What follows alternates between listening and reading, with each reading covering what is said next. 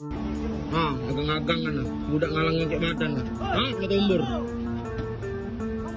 Sudah dipakai 4 tahun, istri Aibtu FN tahu jika mobil yang ditagih debt collector nunggak 2 tahun.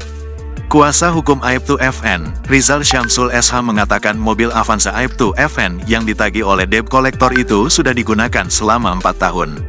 Kalau dari cerita istrinya mobil itu sudah sama mereka sudah sekitar 4 tahun, ungkap Rizal saat dikonfirmasi Tribun Sumsel.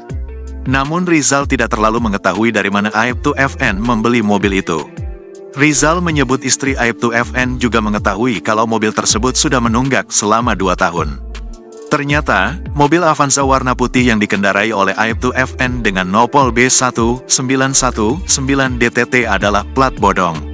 Kendaraan itulah yang hendak ditarik oleh kelompok debt collector saat berada di area parkir PSX Mall.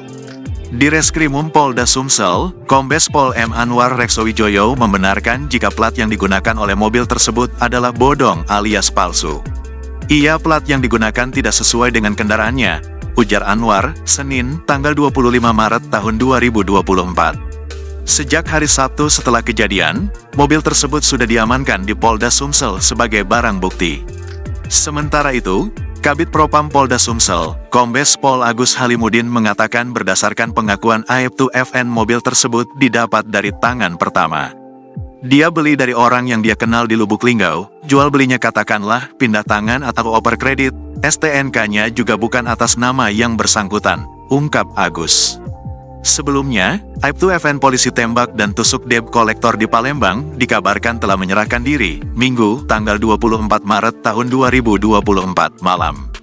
Kuasa hukum Aibtu FN, Rizal, mengatakan kliennya tersebut diantar oleh keluarganya ke Polda Sumsel sekitar jam 12 malam.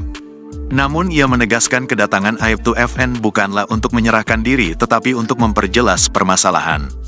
Bukan menyerahkan diri, tapi ingin memperjelas permasalahan, dengan dimintai keterangan akan membuat peristiwa terang benderang, ungkap Rizal. Download Tribun X sekarang, menghadirkan lokal menjadi Indonesia.